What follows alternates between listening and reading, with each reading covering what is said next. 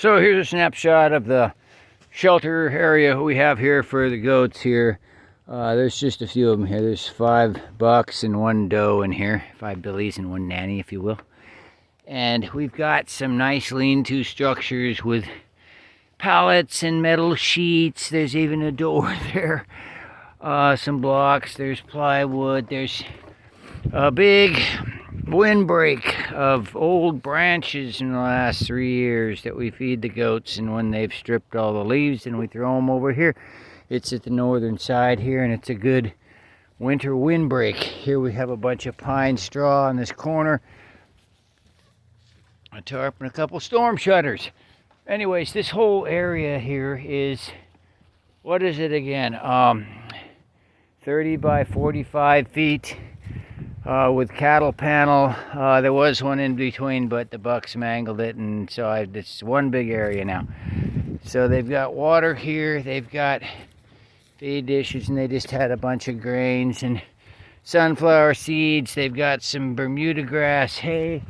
Sorry about the messy looking plastic there, but we're leaving those remnants up until this cold spell passes, and then we'll finish out the roofing over here. There's just a couple sheets of plywood, but we got plenty of metal sheets, and we'll complete the framing here, and we'll roof this shelter. There's a big compost pile here from the breaking out of the area here that we did recently with a metal sheet in between. Provides some additional buffer from the cold, and even a source of a little warmth being generated there. So in this covered area here, we have a nice little lean-to here, very comfy. And there's a bunch of fresh pine shavings and baled pine straw from our woods. I just broke out one 25-pound bale, and it provided lots of nice material here for the bedding for the goats. And here's a long lean-to with good treated plywood. Everything's on raised wooden floors for the most part out here. Get them up off the cold earth and buffer them with the pine shavings and pine straw. And there's even a big bean bag here. There's some vinyl, a big thick vinyl sheet that's hanging down. Here's a couple plywood trailer tops. And that plastic's still hanging down, but it kind of breaks some of the wind right there. So, take another look over here at this lean-to, a little closer look. It's, providing protection from the drafts and winds. No need for heat lamps and heaters and all that. This is a nice, comfy, warm place for goats to snuggle up together and stay warm. This metal right here breaks the cold wind, in addition to all that wood out there. And this is all nice thick stuff. There's tarps and, like I said, pallets, multiple pallets and tarps, and lots of good things. So here's another little comfy area. Now, like I say, there's only 6 goats in this area. You could cram more in, but we don't believe in that. We believe in giving them plenty of area, plenty of insulation, plenty of nice comfort.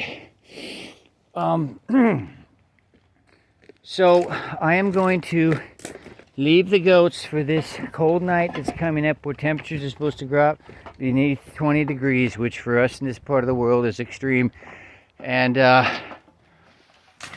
they've got full bellies, and they should get through the night just fine.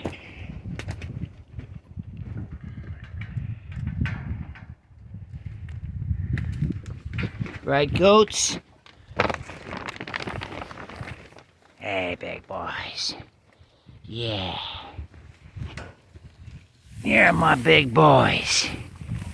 My big billy goat bucks. Esteban. Yeah. And this is my golden buck Magnar here. That big boy, he's had a bunch of strong babies this year. Quite a few of them. Wonderful goats.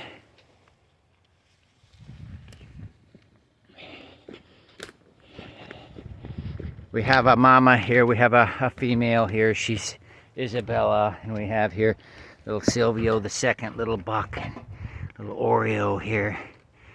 And we've got this beautiful Weinheimer Cashmere crossbuck here. All right, folks, I'm gonna go do some work for the other goats at the other lakes.